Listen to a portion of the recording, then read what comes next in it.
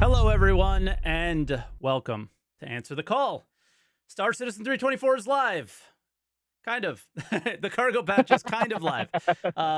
If you guys are unfamiliar, Answer the Call is a Star Citizen podcast with myself, Croncy, and we're on the Answer the Call SC YouTube channel, live on Twitch, on twitch.tv/SaltEMike. So if you guys are catching this on any of those platforms, make sure you hit subscribe on YouTube. Follow here, follow Croncy's channel on Twitch as well, twitch.tv/Croncy, as you can see the name there. But it's a Star Citizen podcast. We kind of talk about what's going on, maybe sometimes a certain topic. And the big thing that we do is we open the calls to you guys. We'll complain lately, which we're going to try not to do too much today. Is we're going to open up the calls to you guys, and we basically have a Discord where you guys can join and share your thoughts. So we kind of give our thoughts at the beginning, and then we open it up to you guys, and we have discussions with you for the second half of the show. So I guess big news is 324 is live. That would be the big one, right? How was your initial experience? Day one was amazing. Same. I had never seen a more stable day one patch. And we're gonna get into the butts real soon. But I had never seen a more stable day one major patch. I had never been able to do all of the features of the new patch straight away, so it was pretty good. Yeah. I was able to do all my intro missions for cargo. I got up to junior rank because I spent only maybe 4 or 5 hours. I did have one issue which was unrelated to a bug and was pure player error that caused us to mess up as well, which was fun. So you were playing some good old people? regular Star Citizen stuff. We were stacking missions because we're like, all right, sweet, we'll start pumping through them. And we found 5 missions to deliver to one location. Yeah, Sandig's in chat already saying it's not his fault. We started loading it all up onto my Hercules. But yeah, one of my friends, Sandig, was flying the Hercules, and so it was his hangar.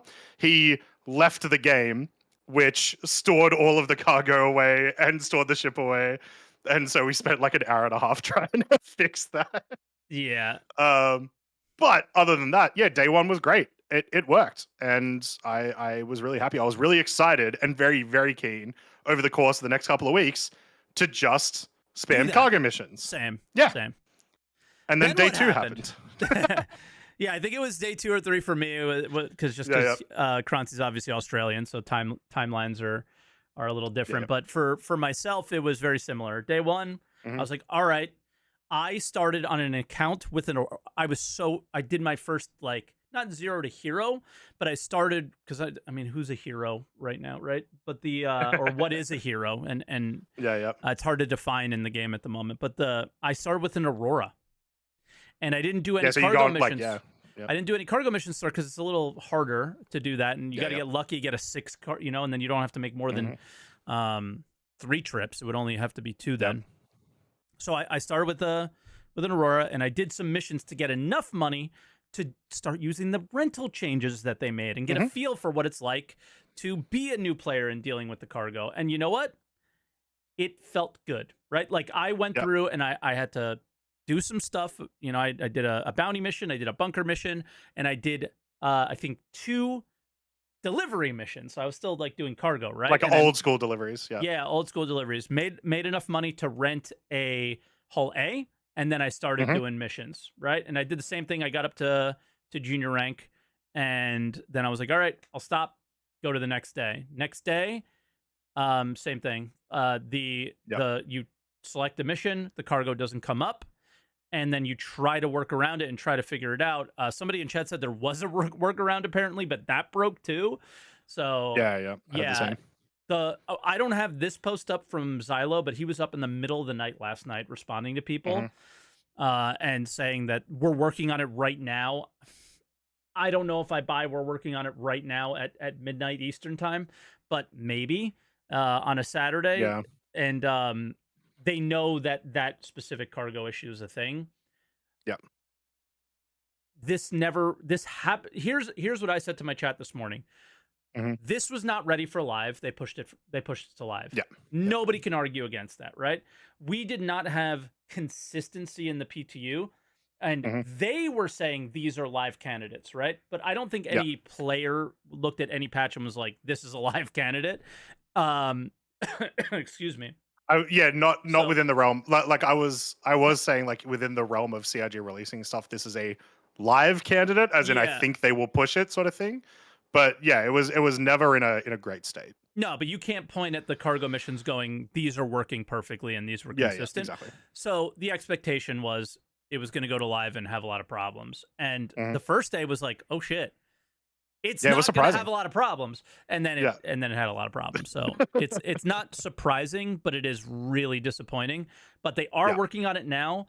And what I'm hearing from other people is if you're playing now, you have a chance to like completely be bricking your account. Like there's other things that are going on that people are like permanently getting 30Ks, weird stuff like that.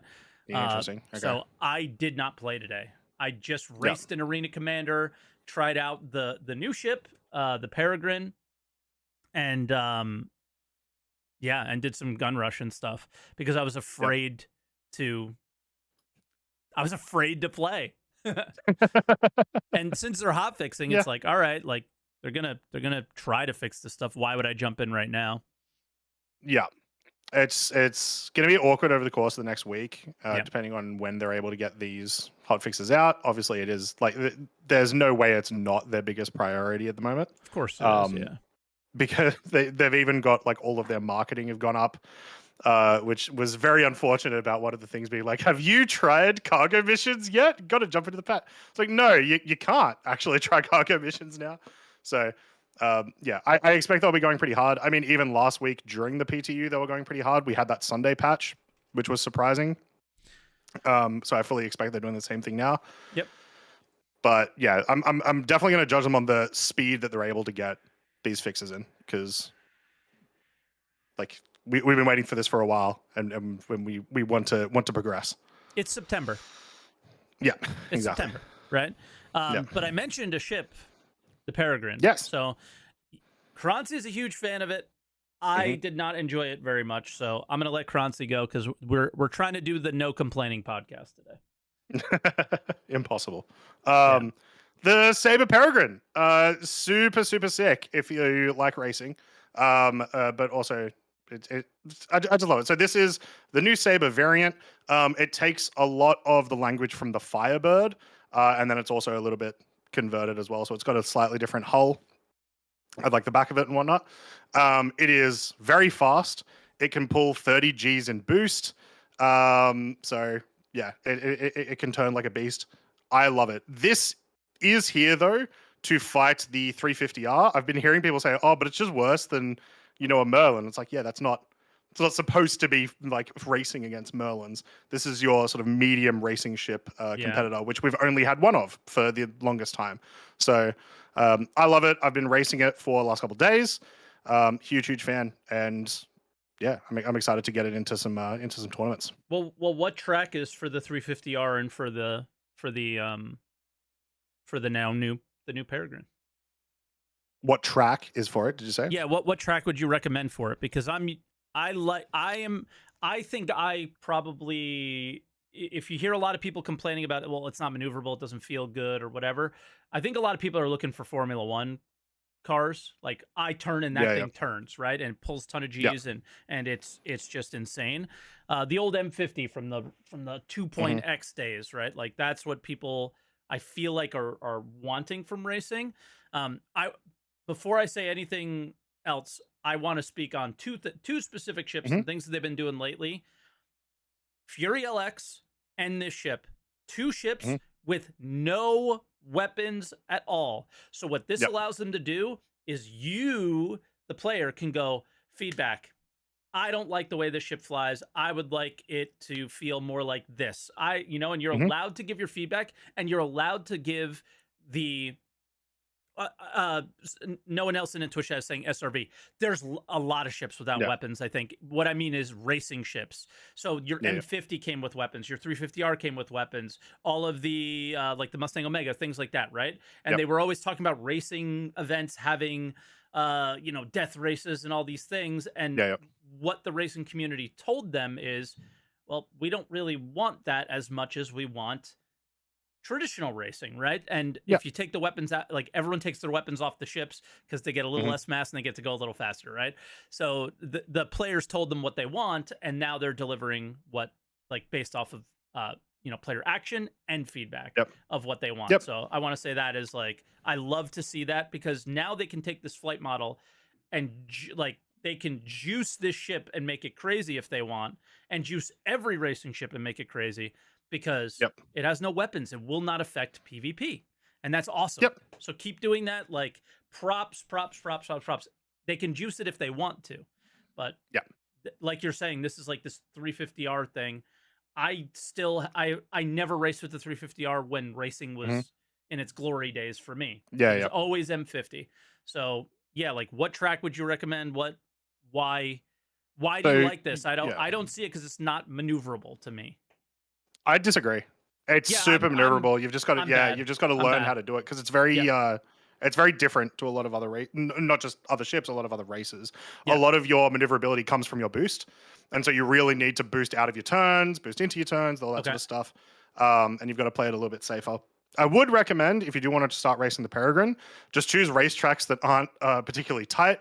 Obviously, one big thing that the Peregrine has that a lot of the small ships don't have is that it's big. It is thick. It is long. So you will end up crashing into the sides of things where you thought you were safe, that sort of stuff. So even on a racetrack like Snake Pit, which is pretty wide, pretty large, the turns give you a lot of leeway.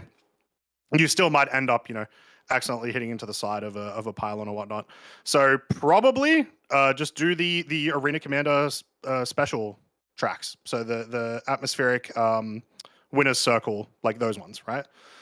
And then go to the other tracks, because I still love a Yadar Valley. I can't help myself. It's just too fun of a track. I was racing it on Yadar Valley, fun. And I didn't do what I did Old Vanderval, because that's because I already sort of know the track from the old days, and it's very slidey. These ships that are like all I hate it. So now it explains why you like it and I don't.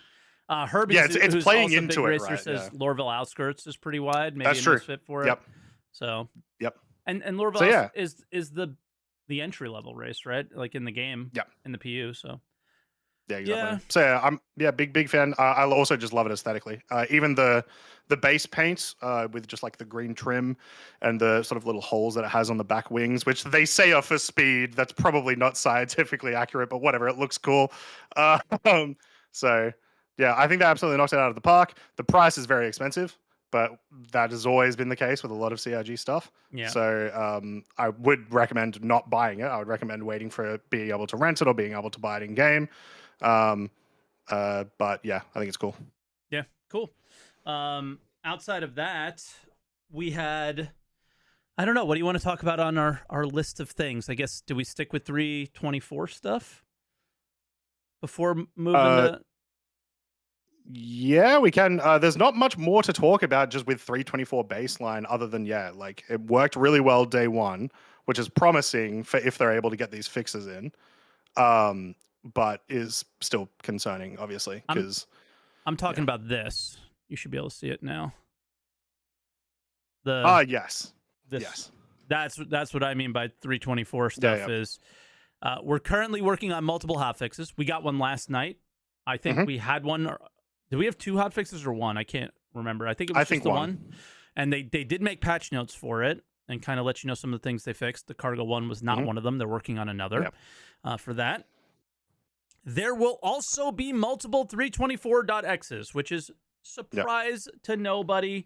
So we don't have to do the thing like, oh my God, there's another patch before 4.0 until they inevitably call that patch 325. And 325. Then you could get upset, I think. But yeah, I think for how, I will say for how long it was in PTU, hopefully it's not, I was hoping it was not going to be multiple. I was hoping it was going to be a .1. And it was just going to be for, IAE or whatever, but it's not looking like that. So I was hoping we were just going to play the game for a while. The biggest tell about this is that this is almost certainly the IAE patch. So they, I think they do not expect now to get five. Like, well, we talked about it last week. Yeah. So there's going to be an IAE patch. It's probably going to be 324. So don't expect 4.0 anytime before then. And yeah, that sort of tracks. I don't know. There's much else to say. I am curious what the new content will be, other than ships, because that would be the first assumption. Because they're saying both with content, bug fixes, and quality of life improvements. We know they consider ships content. What else are they doing? The only thing I can continue to point out, I feel like I've pointed at it every podcast, every week in review, and everything I've talked about, is these other patches that are coming. It's these master modes things that Jared pointed out that he might talk about in an ISC soon. So that can be considered content, but I don't think anybody is expecting anything big for these patches, right? I think we just So if we were expecting something big, it wouldn't be .x, it would be 325, you know. So the only things that I can sort of think that would be there other than ships would be more locations again, because at least in the back end they've been absolutely like throwing those out, right? Oh yeah, aren't all these forward operating bases in the game? But they're in, but they're not really. They've got missions and stuff. Yeah, they're just nobody really talked about them, I guess, like YouTubers and stuff. Not really. But... Yeah, not really. They're just kind of new locations to do same old missions, which I'm still always a fan of, just because I like the variety, right? When I'm like, if I'm just spamming the missions over and over again, it stops getting boring. Like, we got to live through the awesome time, Mike, of the one elimination mission being at bunkers and doing that over and over and over again. Yeah. So anytime there's variety of that stuff, I have a good time.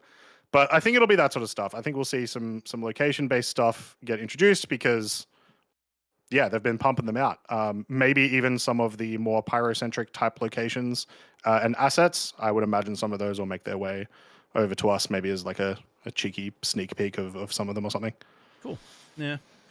Yeah, so we're going to get multiple patches. I think it, like Croncy said, I think it can... Anybody who had the I think, crazy idea that, you know, we would be instantly in a PTU and all these things.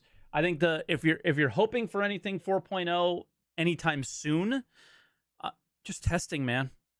Like, exactly. I want to hear more. Like, talk to me about what testing you're going to be doing, when you're going to be doing it, and let's start doing it. That's what I'm hyped for. That's what I'm excited for. So hopefully we get that stuff soon. And yeah, just talk to me about your test preview channels and all that.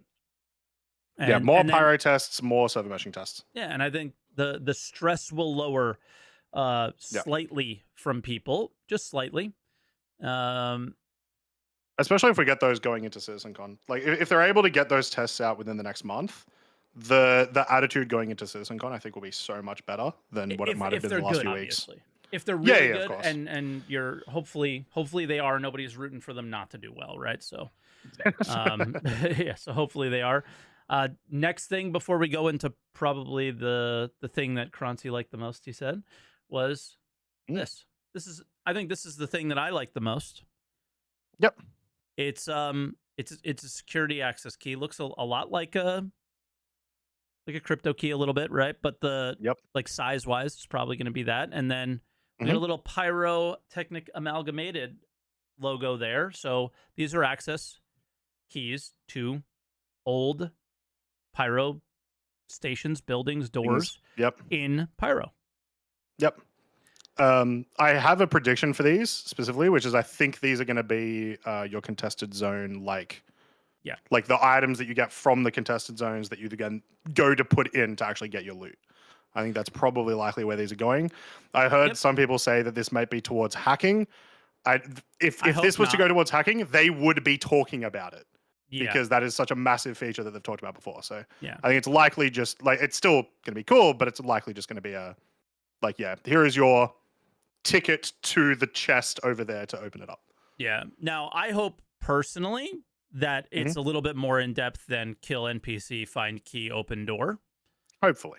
So this, I hope I certainly hope security access keys and that aspect of things exist, and we want that. But the way they spoke about contested zones, it sounds like there's some depth to them. So yes, this would not have this would not equal a ton of depth if you just killed a player and got them. So how do we come about these and things like that? Also, a little green light on them too. I wonder, maybe that light doesn't always stay green. I don't know. timed or something like that. Yeah. I will say, Burke's in chat actually making a good point. That yeah, it's a level access key, right? You have security access to this level. So yeah, almost certainly this is going to be part of contested zones just to unlock the next area. Yeah, I didn't even recognize the word level, and that there was a 1, and that there could be other levels. So we saw yellow card-shaped item, and then we stopped looking. Yep. So that's probably the most important thing to point out, is that there's probably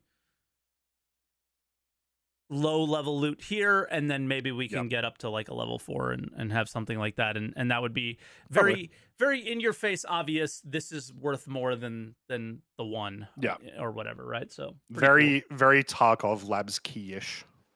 Sure. Yeah. Then we had ISC. You liked it a lot more than me. I really did. But then like the patch came out and I completely forgot about ISC. So yeah, they were just talking about essentially how are you going to be interacting here for a minute? First off, amazing we shirt. love Zach. He always has the best shirts. Yeah, Zach's cool as hell. Yeah, so they're talking about FPS gameplay on planets specifically, and your interactions with the 2 factions. So Citizens for Prosperity and Headhunters, right? Mm-hmm. Now, the way they talk about it is like with reputation in mind, which is why I got really excited. Because they're talking about, you may not be allowed to go to this location because of a rep, and so you're going to have to fight through these things. If you do want to try to get certain items, and the way they talked about it, it's like, the exact thing you've been talking about for the last like 2 months, Mike, you will only be able to get X item here, Y item there. Yeah, 5 years exactly. Yeah. So I loved that idea. And then they just showed more of the locations, really. But that was kind of the crux of it. It's just like, sweet. Yeah. It sounds like the FPS gameplay is going to be meaningful. Fantastic.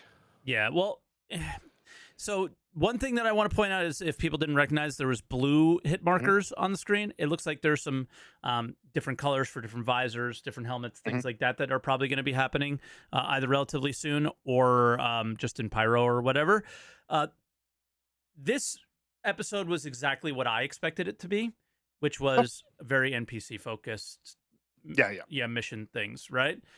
I really, really, really, I've been kind of following the discourse around Pyro and the way people are feeling about it, and the way they have for many years. I think people were hoping Pyro was going to be very, very us and not them content driven wise, as in us being the players.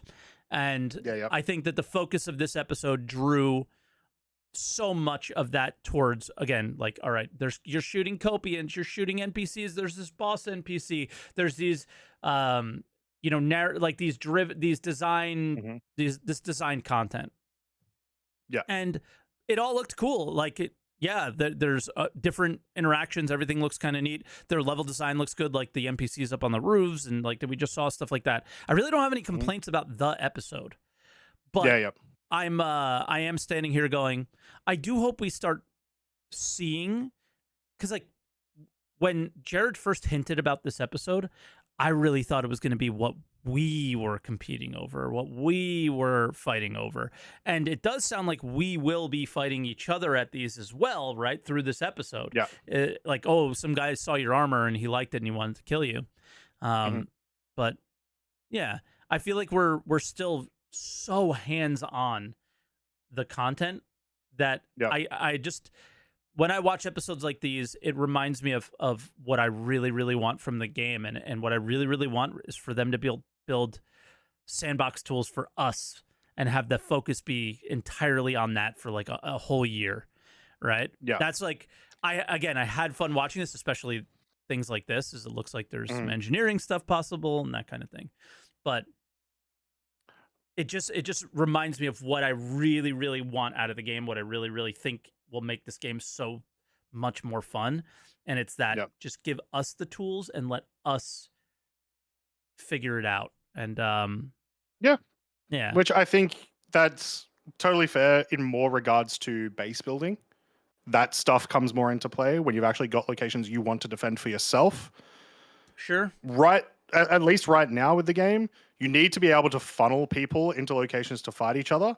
Otherwise, it's going to be like incredibly boring, super repeatable. Everyone's just staying at the jump point, like catching each other, right? Mm-hmm. So having it so that you've got these specific locations that are essentially mission and item hubs, and then, you know, literally having them be you are going to fight over them or you are going to protect them is awesome. Like if I see you going down to, I don't know, Headhunter's place, Yeah, to fight them, and I need to buy some shit from them, cool. Well, I'm going to start fighting you to try to get you to back off so that I can buy my stuff and get out of there, right? That's my incentive to engage in PvP. Yeah, it also depends on exactly. It like, is that boss fight really worth looting? Then that is a tool for us.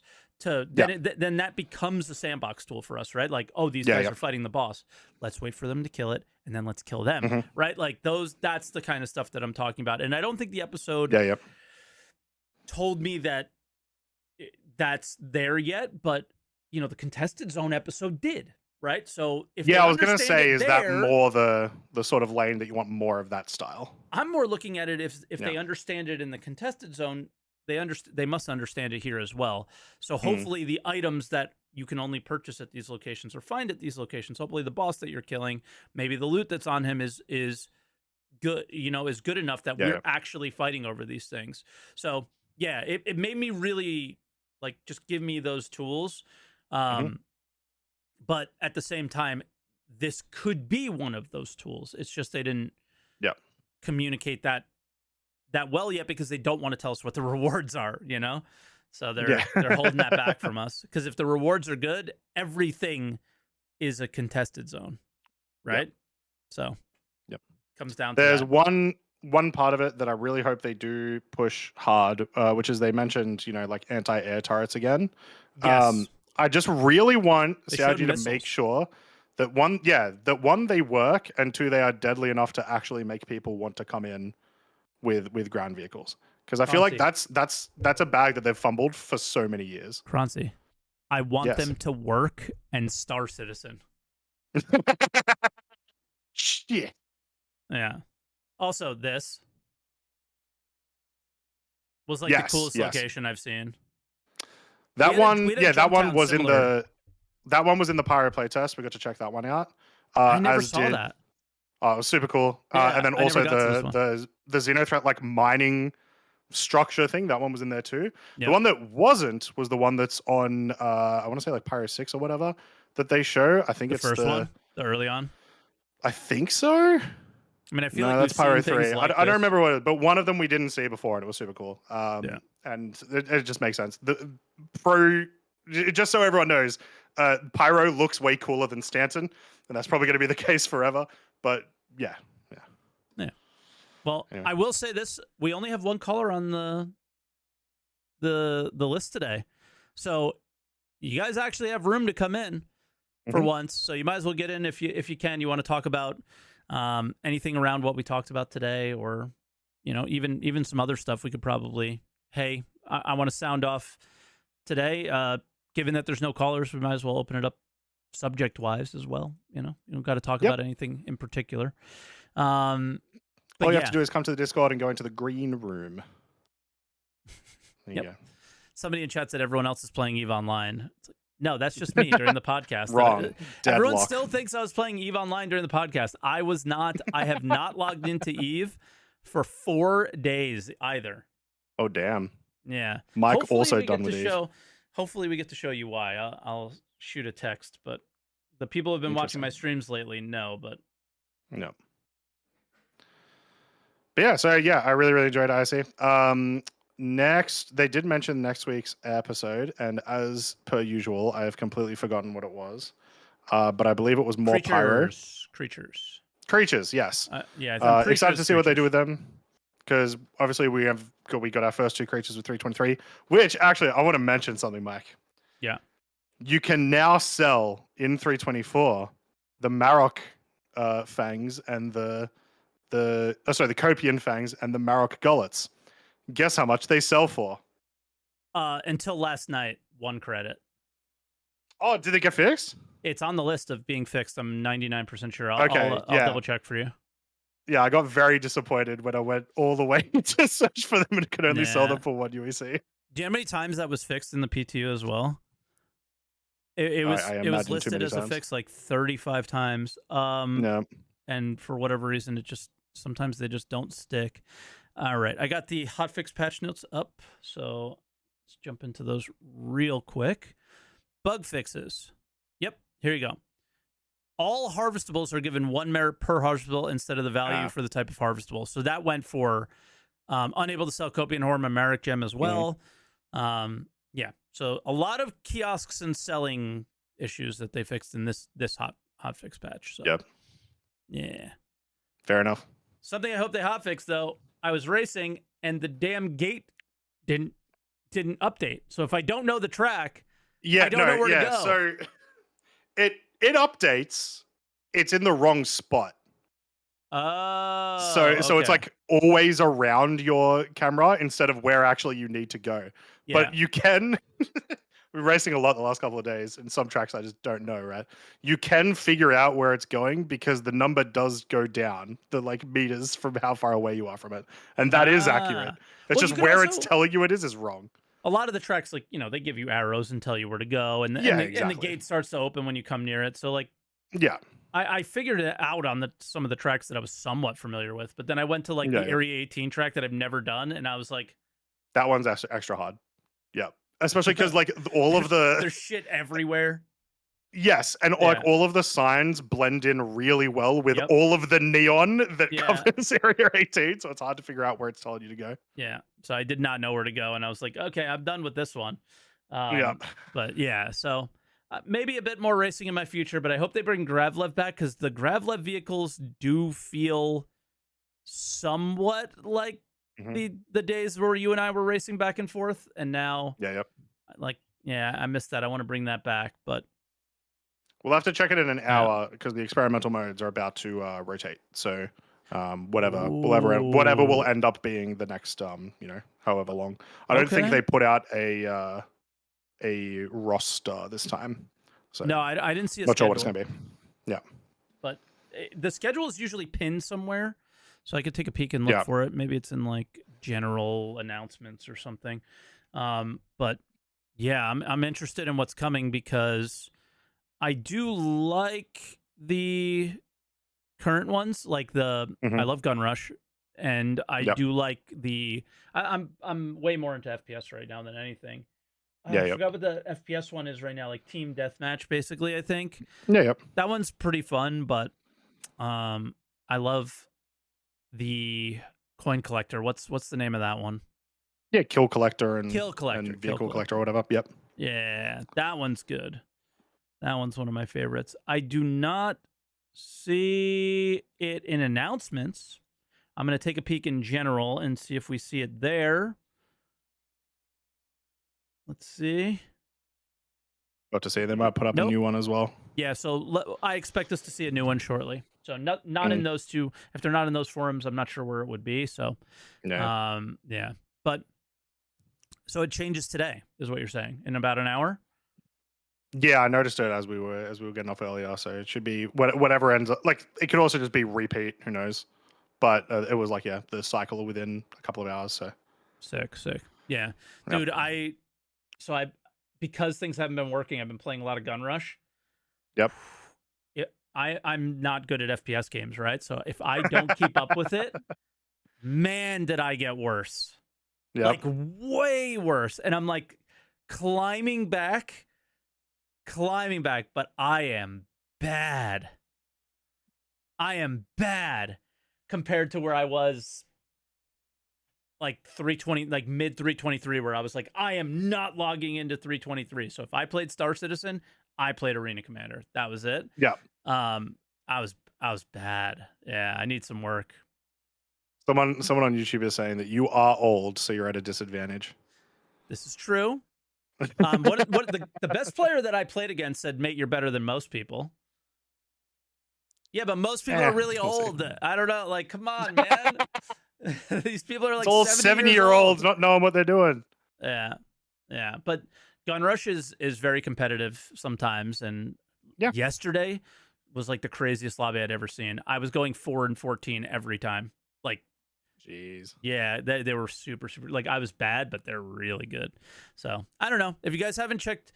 I wanted a lot of people give me shit, but I want to. Oh, it's time. Never mind. We're gonna show you guys something. Meet Clover. Oh my god. So many of you guys know that Lola passed away, and Emmy has wanted a dog her whole life, and Lola never would have gotten along with anybody. Nah. So this is Clover. Adorable. Yeah, we adopted a dog 2 days ago now. No Clover emote yet? What's going on? Not yet. No Clover emotes yet, but soon I'm sure they have plenty of opportunities. So she's super cute. She's already like pretty good. Yep. As far as like potty training and stuff, but she is a little bitey. And we're working on her, so she's super cute. But that's Clover. Yep.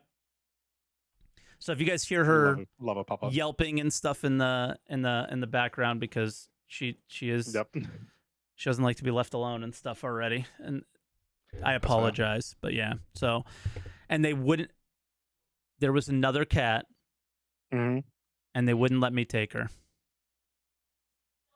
They wouldn't let me take her because you can only take one animal at a time. And yeah, that's my first ever dog. I've never owned a dog. Yep. My entire life, I have scars from being bit by them as a kid, and I have a lot of like anxiety around dogs. So this has been a challenging experience over the last couple of days of just growing comfortable with the whole thing. But it's been we'll so turn cute. You into a dog person yet.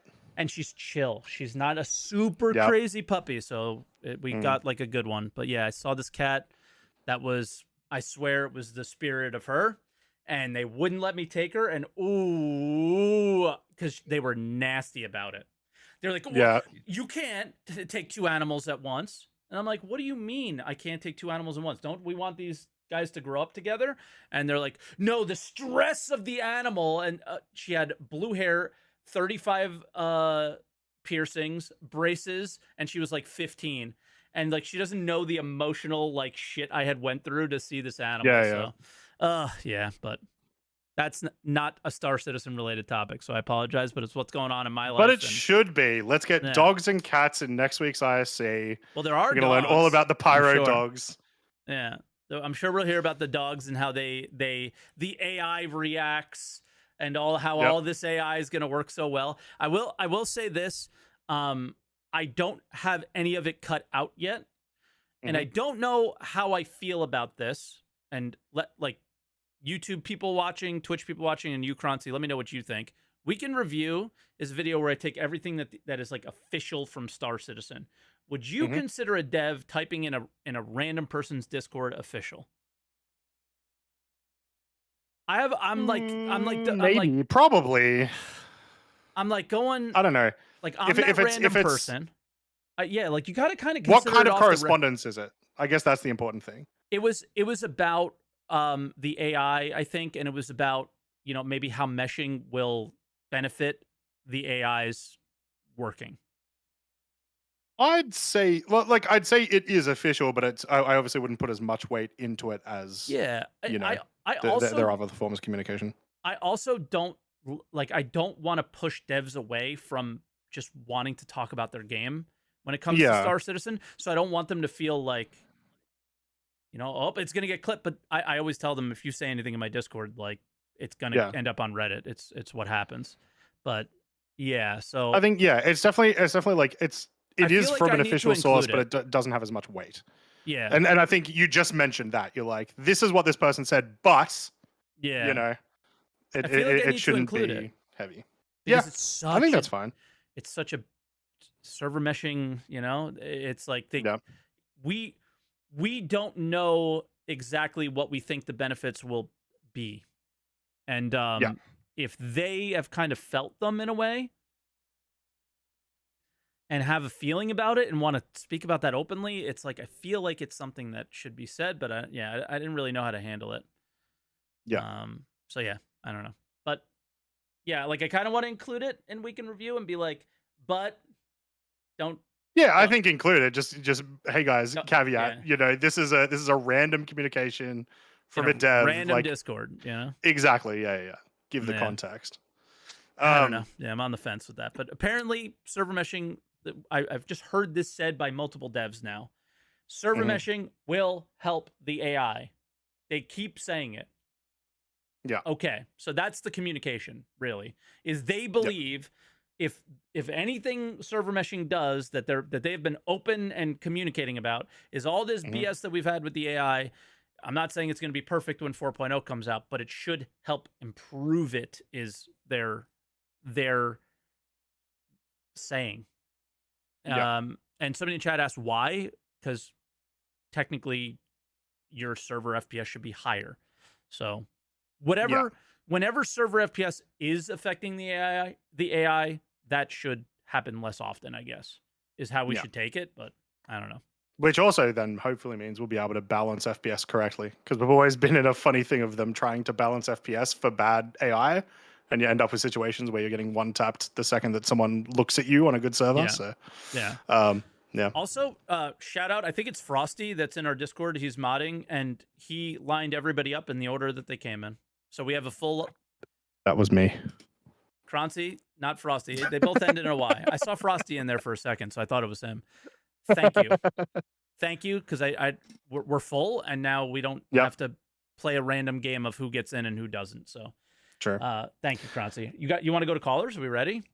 I do want to talk about one other thing that happened this week, which was the end of ship Showdown, ladies and gentlemen. It is over. We have our top 4.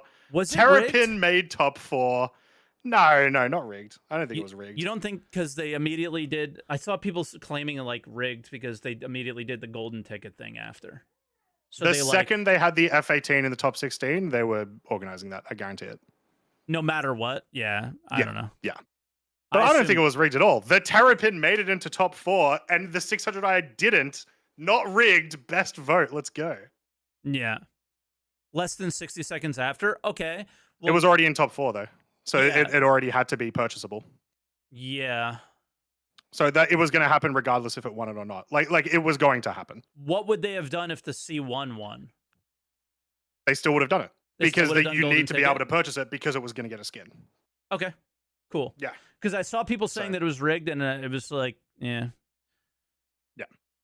Like, yes, these people are shameless, but how shameless? I don't think they're this ridiculous. But I'm sure they're happy. But that they're able to do the sale. I did send a message to somebody today because I feel like every single fucking patch we've had to communicate that your .1 happened, your whatever patch happened, and this ship is supposed to be for sale in game, and it's not. Yeah. The F7 is not, the new ones, and the F8 has never been. Yeah. How do we feel about that? I feel like that's like an interesting thing to touch on for a few minutes. I feel like every ship that is pledgeable should be available in game. Yes. Yeah, for sure. So like, why is the F8 not? I don't understand. And dude, put a huge price on it. It's military superiority, all that stuff. You could put a big price tag on to make it hard to buy, but I don't understand why those aren't. And then the one that did not, that should be, was the Pulse. The Pulse, I don't think is available to buy in game yet. That is a maybe. I'm not 100% sure, but we went through it today, and we don't think the Pulse was available to buy in game. So it was like, reminder. Pulse come out 322 or 323?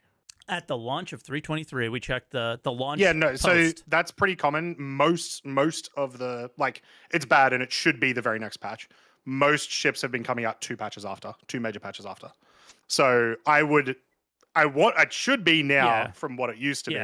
I would expect it to be. I know you're not defending it, so I'm not. I would expect it to be 325, 4.0, whatever it is. So it's 324. You put the label on it. You put out the next. It should be. You put out the next ships. Don't give me this bullshit anymore.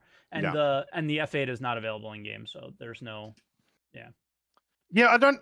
The F8's super weird because remember, like the mentality of it still, when they were originally like, you're going to be able to get it from Squadron or whatever, or you're going to be able to get it from the game. Yeah. Still kind of exists, but now that you've been selling it, that doesn't feel as cool anymore. So just sell it in game. They want even if it's crazy UXC expensive. But yeah, I don't know. So Don't know. I don't know, man. Bothers me though. Bothers me. Well, I had to complain about something, Croncy. I had to complain about something. Let me have it. You can have it. But yeah, so I was super happy with Ship Showdown. Very excited to see what the paints end up being. Very excited to see that the 600i was not part of the top 4 this year. In fact, we only have one repeat winner, which was the Reclaimer, which got there in 2019. So it's also had like quite a few years before like it got back in the top 4 again. Yeah. So good job, community. Correct votes. I love the 600i tiers. That made my no 890, no 600i. No Carrick. No Carrick. Yep. No. Feels good. Did the Cutlass make it? No Cutlass. No. Was it even part of this? So I do like. I don't remember if the Cutlass was even in the top 16. Me neither. I like that they chose ships. Like So you can have ships that wouldn't normally be seen in there. So Terrapin's a good one. And that forces them to put paints on Terrapins. Yes. So there you go. Yeah. And it better be a turtle shell paint. If it's not, what's wrong? Like, what are you doing with your life? But then they have to also give the turtle paint to the F8 and to the Reclaimer, and we can have a turtle Reclaimer. There you go. That would be amazing. It kind of looks like a turtle too.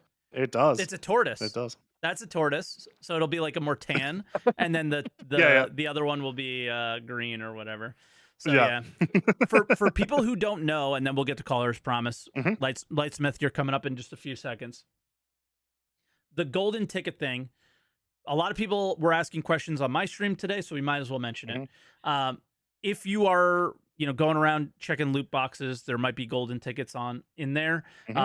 All it is if you consume that golden ticket or use it or whatever, it allows you to rent the ship for 1 day or whatever. Like you get to use it for 1 day. And I believe that is only a one-time use. So you never get to use it again. You can't just 24 hours over and over again and just farm tickets is my understanding. Someone thinks they can do that and is trying to do that. They said that in my chat that they have like hundreds of them. And they're going to never have to buy the F8. I don't think that's how it works. Oops, there's a wipe coming in 4.0. Rip you, friend. Yeah, but what it really does is it allows you to buy it on the website for money. So this is the event that's going on right now is find a golden ticket, spend not $260, $300. It went up in price as well. Did it? Allegedly. Yeah, that's what my chat was telling me. That is alleged. I could have sworn it was 300 before, but you might be right. Your sworn chat would know better than I do. Not necessarily, because now that you're saying it, 300 sounds right. That sounds right. Yeah. Because I remember. Yeah, I'm seeing multiple people saying it's 300. So rip Mike's chat who said it was 260 war bond, sure. Because this one doesn't apply for war bond, right? I don't know. I don't think. But anyway, maybe, is that 300. Okay. So maybe that makes sense. So there was no price increase. And they normally tell you price increases beforehand. When they do, they kind of said, hey, we're going to let you know. They've been doing that for the last like 2.5 years, I think. Yeah. And everyone gets mad then.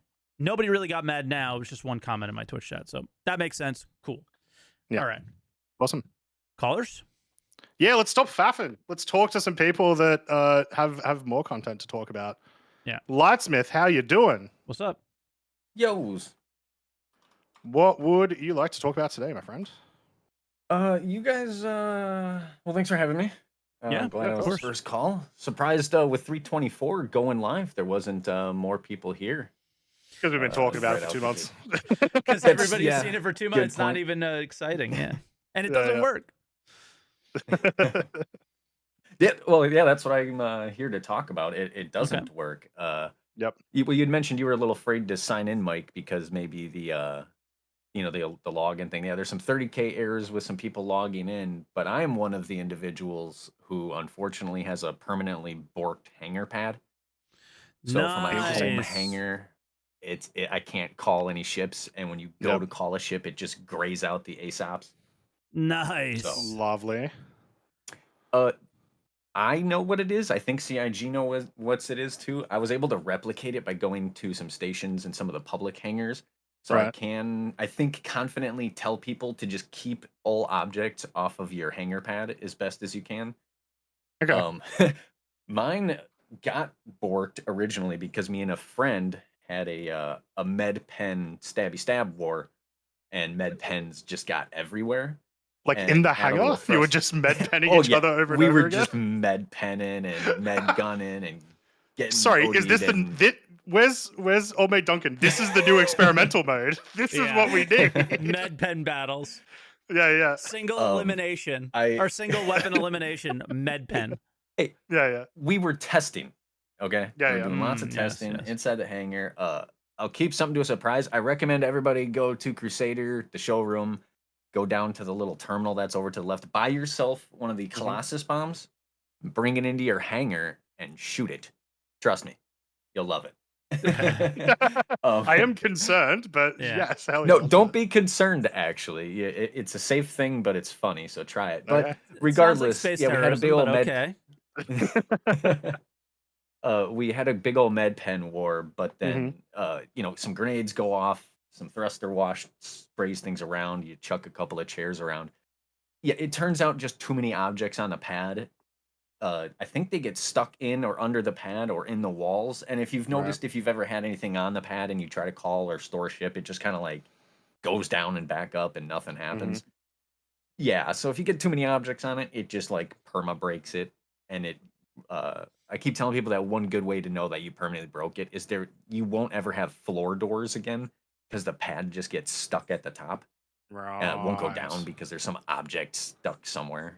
So. Okay. It makes sense that it would be happening to so many people as well because everyone's getting all their stuff out. They're trying to decorate their hangars, right? Yeah. I heard some people on Spectrum say that if they blew up in their hangar and too much stuff went all over the place, that's what happened and caused it for them as well. Careful if you have a self-land hangar, like at 18 or Grim Hex, I believe. The little luggage carts, one of the default spawn locations for one of those luggage carts is right on the pad. And if you don't know, you can shoot those luggage carts and they die and then they respawn. Okay. So I think a lot of people who are first approaching the ASOPs in the lobby are maybe calling a ship and not realizing that that thing is spawned on their hangar pad, at least in the large hangar. So I think that's like also causing initial issues from the get-go. So, just fair warned, it can happen. 2 months in PTU. Holy shit. That was the longest PTU cycle.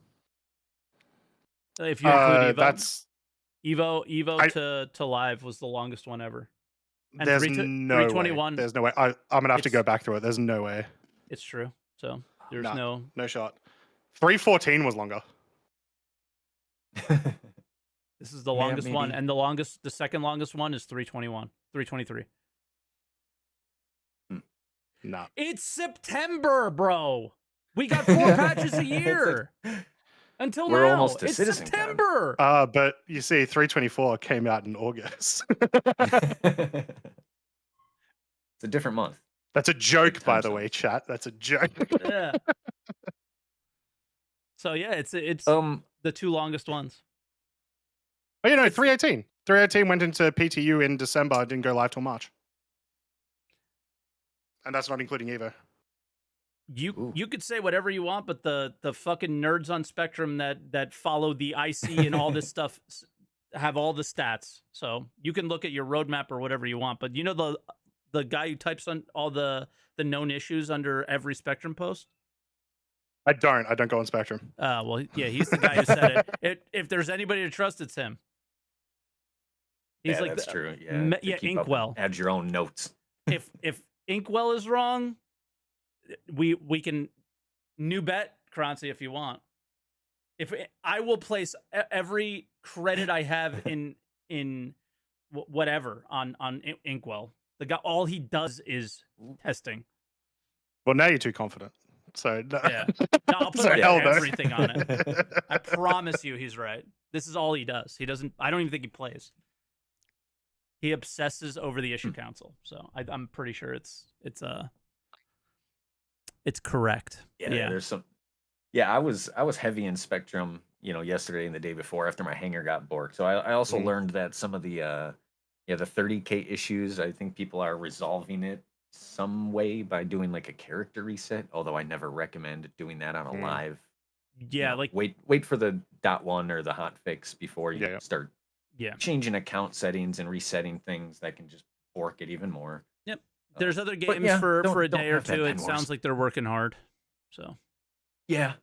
They'll work these out. I mean, no one's surprised when patch goes and it needs a little love afterwards. It just the 3-day weekend it also doesn't help, and not being able to log in or being able to call a ship from a home, your personal hangar when that's like one of the big focuses of the patch can be a little disappointing.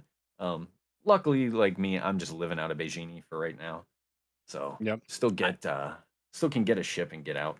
I think it's way less concerning that there's a few bugs on live launch, even though they're really, really problematic ones, and that they're obviously busting their butt to try to fix them. I don't look at that as like, oh, this is bad.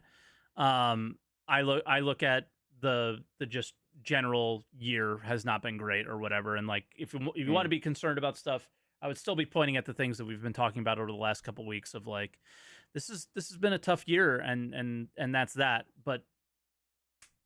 I'm not going to freak out about every little thing of, oh my God, the cargo missions don't work. When they tell you they're aware of it, they're going to hot fix it. Okay, dude, I'll just play Arena Commander. I'll wait and I'll play them when they work. I've waited for many months. I'm not going to freak out over a couple days. You know what I mean? Yeah. Yeah, and with the cargo missions, if anybody's having that issue too, it sounds like that like when the first like intro mission breaks, you can have people share some of the other missions with you, and if you do like 2 or 3, you can get enough rep to start unlocking some of the other hauling missions yourself. So the biggest issue with the hauling missions at the moment is the cargo not actually spawning inside the inventory of the freight elevators. And locations. Well, not just ground locations. I was having it happen in space locations yesterday as well. So it seems like it's not unique to that. Like it seems like it might be server related as well. Because I've also heard like some people being able to do them at ground locations on a pretty good server. But most people are still being affected by this, and it doesn't help that 90% of the hauling contracts that aren't the solar ones are ground. So can confirm that you can in 324 kidnap NPCs and put them in your hangar, and you can arm them with weapons. And they'll stay there? They will persist. I had a couple of ArcCorp guards in the in these Selfland hangars. If you look up, there's like these little balconies that run along the top edge. So I put a couple of armed ArcCorp guards up there because now with the new looting system, you can open the inventory and you can place weapons directly into their equipment slots, and they will use them when necessary. So careful giving NPC like 9 tails some pistols because they will start shooting you in your hangar. I mean, you can put them there, and then it can just be practice, Yeah, that's true. Right? You can shoot them. But then you'll probably bork your hangar because all their stuff will go under the pad. You can only have fun for a little. That is also true. Yeah. Yeah, I mean, you can also, if you want, like me and some friends. I mean, this was during the Invictus, but you can drag them into the public areas unconscious, arm them with weapons, and awaken them wherever you want. That's still a thing. Can confirm. Terrorist attacks still possible. The real Nine Tails lockdown. Yeah, the real Nine Tails lockdown. Yeah, we brought him into DrakeCon just to see what would happen, and yeah, it turns out they get unlimited ammo even with a grenade launcher. So sorry to anybody back then. It was unfortunate. Oh, that's funny. Well, Light, I would say last thing you want to talk about, because we always let the first caller go way too long, and I don't want to do that. Yeah, that's true. That's true. I guess last thing, I think the new locations are really great. They did totally just drop those out of nowhere. I didn't even really see that in a patch notes or anything. No quick mention on a Star Citizen Live. They're a little borky. I fell through the floor at a couple of them, but yeah, really cool to just see even a place. I live at 18 and seeing ArcCorp, not the planet ArcCorp, get anything, but at least the moon's got a couple extra locations, and I'm always happy about that because ArcCorp needs some love. Yeah, they're basically the if you go to, I don't know if every DC has them, but most DCs have them. If you go about a kilometer out, you will see these like small little locations, and they're just reusing that asset for its own separate location. Plus, like they'll put some, of the big like the big gas canisters, or they'll put some more buildings around. It's once again, it's just more variety. I do think it was literally in one patch notes and then never mentioned again. Yeah, I don't even remember seeing them in patch notes. Random. Yeah, I just remember the SCL, and then they started showing up. Yeah. No terminals, no freight elevators, no NPCs already there, like at some locations. So I was thinking, since they just talked about the gangs in Pyro, maybe this is going to be the Nine Tails gang locations in Stanton, maybe? I'll only say unlikely, as they've already got missions tied to them. So they will spawn enemies if you take the missions for them. Oh, gotcha. Yeah. Okay. All right. Cool. Yeah. Who knows? Yeah, that's all I got. All right, bro. Easy. Well, thank you for calling. Yeah, we appreciate it. No always. problem. Thanks for having me, and don't have med pen wars. Careful with that. Oh, we're definitely doing that. What are you talking about? All right, Lightsmith. Catch you later. Have a good one. Bye now. Cheers, mate. All right, that was funny. Med pen wars. All right, let's bring in Odd Job Entertainment. Odd Job, can you hear me? You are muted, just FYI. Hold on. Give me just. I think my audio device is screwed up. We hear you. If you we hear can us. hear you. Okay, he probably can't hear us. Yeah, I don't think he can hear us. So yeah, we'll just talk All right, amongst ourselves. now I can hear There you. goes. All right, awesome. Okay. How you doing? What's up? Good. Odd Job? I'm doing great. So I'm gonna be super brief. I'm literally heading out the door to another event. Croncy owes me a gifted sub. Oh, okay.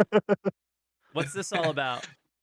I said if someone made a picture, I forget what it was. It's in general somewhere. I'll have a look at it later. SaltEMike. That's right. You didn't cut it out though. You need to cut it out and like put it up on a wall. Well, I provided it for you, the people. it's a little plaything for everybody else to play with. So yeah, Croncy owes me a gifted sub for Paper Doll Mike. Sure. This is in our Discord. Yeah. Yeah, you're probably gonna have to scroll. We're gonna have to scroll back. I'll find it for you. Don't worry. Well, I have to find it on my phone. So you send me the. Great for me. Yep. Frames are great, and it's just a cargo patch without cargo. So yeah, so that basically sums up my feelings. I found the performance has been okay, but it's just it's just not what is being advertised at the moment. Why am I so angry? And why am I bald? I have a hair. I can't tell under the hat. At least I got the hat right. Yeah, you got the hat right. It's a. You could be having dirty, like one of those monk haircuts with a bald top and just the ring around the side. I would never know. Pre ball. I mean, that's what I'll look like eventually, I'm sure. So just a few years from now. Yeah, give it some time. You'll be just like Board Gamer. Oh yeah. In no time. Oh my goodness. But that's really all the thoughts I had. Cargo patch with no cargo. Croncy owes me a gifted sub. Gotcha. Hopefully they fix it, man. I can't. I would like to start my cargo empire, as they say. Yeah. But, yes. Yeah. Yeah. No empire building right now, I guess. All right, Odd Job. I guess we'll let you go, man. All right. Thanks. Cheers you later. Cool. Appreciate it. Yep. And if you guys aren't familiar with Odd Job is on YouTube. And I'm not sure if he streams on Twitch, but YouTube channel, same name, Odd Job Entertainment, as you can see above there. So check him out if you guys haven't yet. Then DarthWookie, we're going to bring you in. Darth, can you hear us? You are muted as well, Darth. Is that better? Yes, it is. Very much so. How you doing? I'm doing all right. How you all doing? Pretty good. Yeah, not shabby. So, well, I feel like I'm in a minority, and I don't. I'm somewhat scared, Mike. Don't be scared. So I don't be scared. You know, I'm upset about some of all the hubbub that everyone has been talking about with 324. I mean, it's hard not to be just a little bit disappointed that shit don't work. Yeah. But I mean, I think, and everyone get ready to drink. I'm a little hopeful, I guess, because while I know I can't play cargo now, it does look like they're layering things in for something greater.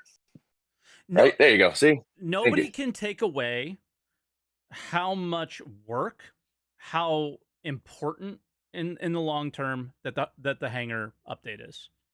Has it been a disaster? Yes. But no one can take away how important it is.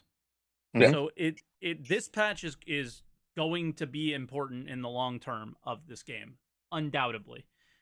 And we'll always remember how much of a pain in the ass it was, but it doesn't mean that it shouldn't have happened, right? No, I agree. And I think part of my vision of this, or my perspective, comes from when I joined. I mean, I followed it since the beginning, but, you know, kind of like you don't buy the first iPhone. I waited until, you know, I think I signed on in, I think I had to check. It was 2021, so it was like 315. Sounds about right. 312, I think it was 312, 315. So I got there and I had to deal with all those problems, and then to me it was great. This is a thing I check in for every 6 months. Yeah. Mm-hmm. And it only was like the past 2 years where, you know, you have that transformative experience. Mine was the Jump Town experience. Mm-hmm. And it made me want to come in more often. But I guess that that does make me the apologist for SC, because for me it's just like, oh, it's shitty now.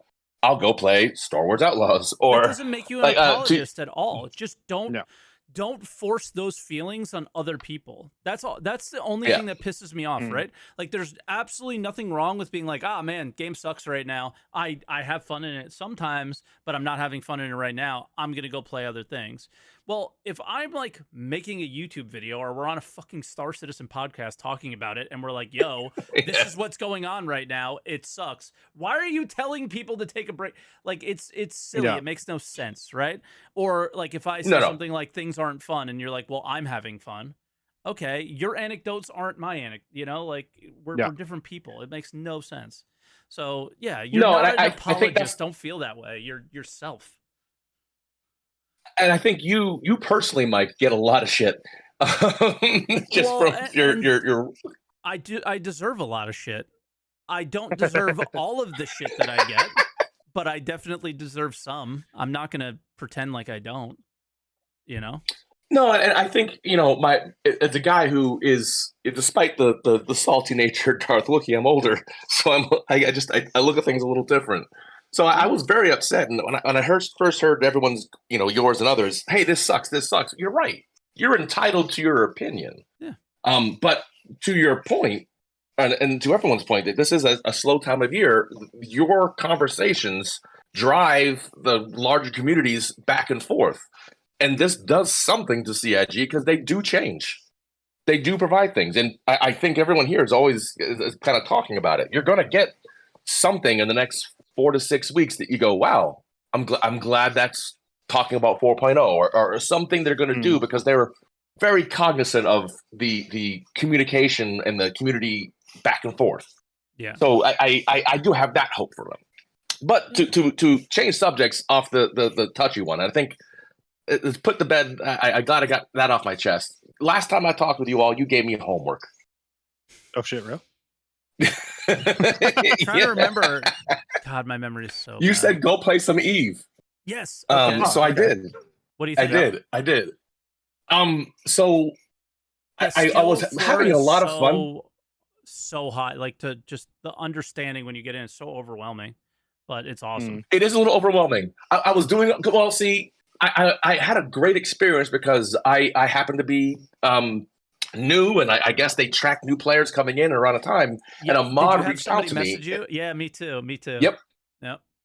And I don't know if it's because I do a little streaming on the side. I don't know if they tracked that, but he reached out. I was like, okay. And we had a back and forth. I had a question. He gave me some stuff to start. He said, go here. The new player experience is fantastic. Yes. Their new player experience is wild good. And it has not, I do want to point out, it has not always been. It used to be so garbage, so absolutely terrible to get in. 1 year ago, but they revamped that. Yep. I don't know. I think it was around a year ago, because 1 year ago I did a sponsor stream with them, and the whole thing was they were trying to showcase the new player experience. And 1 year ago or so, I played Eve that day, and I put it down and never played it again because I was afraid it would do exactly what it does to me now. is like, Yeah. why am I streaming right now when I could be playing Eve? Why am I working So, on a YouTube video right now when I could be playing Eve? Like, that's basically Playing what Yeah, they're it's Eve. going. dangerous. It's Yeah. dangerous. No, it's so I had that for a little bit, and then Mhm. I had my first real. Oh my god! They just wiped out my entire like super ship. Yeah. Yeah. So I have to go. I haven't logged back in since. I think now I have to build my. I am the same. I will play, and this goes for like a lot of games. If you have like a full loot, I will play for like 3 months, like super hard, and then I'll do one risky thing. I will 100% lose it every time, and then I will not touch that game for like a year or two. Okay. It has happened with Eve, it has happened with Tarkov, where Yeah. it's like I've just gotten super into it. No, I'm done. I'm good. No, And don't want to feel that again. That's what I fear go about ahead. what I think this is like a really nice conversation to have, because we're in this polarizing place in Star Citizen where people want the full loot craziness and risk, and other people are like, oh, well, I bought LTI on all of my spaceships, so I should never lose anything. Yep. And it's like, I think if we meet in the middle somewhere, like Mhm. let's not go all the way to Eve, but I think a lot of losing what you have in Eve is what drives me to play as well. Yeah. So, but you do end up in the place where Croncy gets to and where you got to, that I'm worried with the type of player that we have in Star Citizen, they can't handle that shit.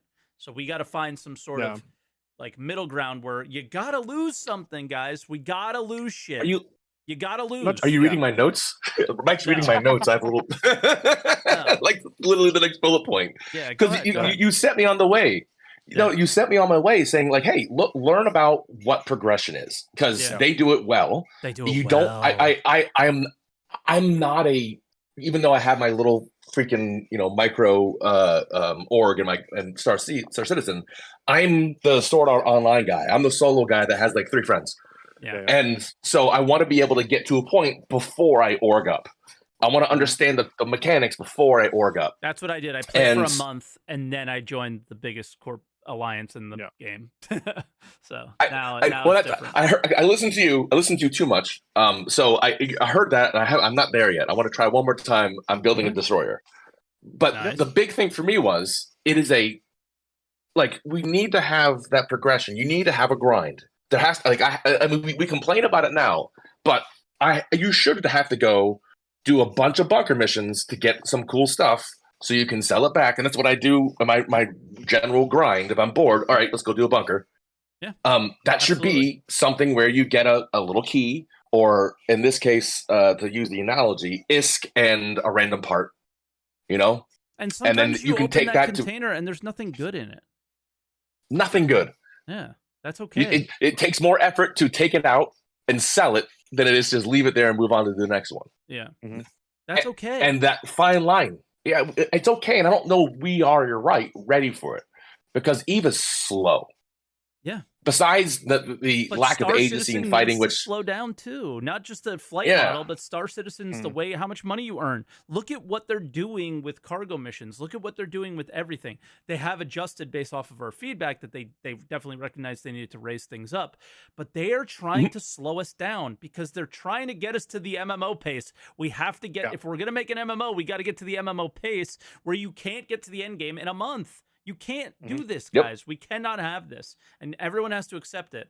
And I don't know what they're going to do it, because everybody has the endgame ships purchased with real money. Not everybody, obviously, but a lot of people do. And it fucks things up. So how are they going to address that? Well, but I think that's the way we buy ships, that funding model is in lieu of our Plex subscription, right? Because if you want the good ships, you have to subscribe to their thing. Yeah. And I will admit, I got to a certain point, and I'm like, I plexed. Well, shit, it's only $10. I'm going to get $10 because And I think I've spent like $20 total with Eve, and I felt entirely worth it. Now, if I had something where I have my, let's just say a small amount of money. We know it's not, but I've spent too much money on Star Citizen. But I can then use those, and they don't give me an advantage, but they give me my mining ship. So now I can then start with my basic crap and begin grinding. And am I ahead of people? Yeah, I got a little more armor, a little more stuff. But the person who's done it from the beginning is going to have a lot more of those components. It's going to have a lot more options doing things than me coming in there with just my stuff, and I don't have to pay a subscription. Yeah, I will just say the difference in the two is that Star Citizen doesn't have the only progression that Star Citizen has that isn't tied that cannot be done with money is reputation. In Eve, there's a lot of stuff. Yeah, right. There is a lot. So and that's what we're looking for. That's how they can make Star Citizen successful in the long run. Is having it's like cool. You can keep selling ships as long as there is stuff to do that I want to do that does not involve me using my credit card.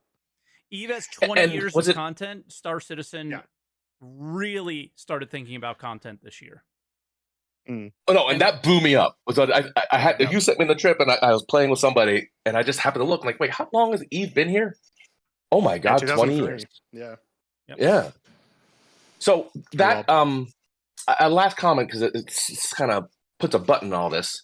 There was a comment, and I don't know if it was Xylo or Zach or whoever said it, but they're thinking of using another currency. It was partly to do with rental currency, but they also briefly mentioned the idea of another way to earn or use our rental currency. And that perked me up because that sounds a lot like Eve. You need more currency to do more things. Am I making that up? I don't know. I don't remember hearing anything about any other currencies in Star Citizen. Did you? We have one. It's REC. Yeah, no. They talked about using REC as something different. Oh, interesting.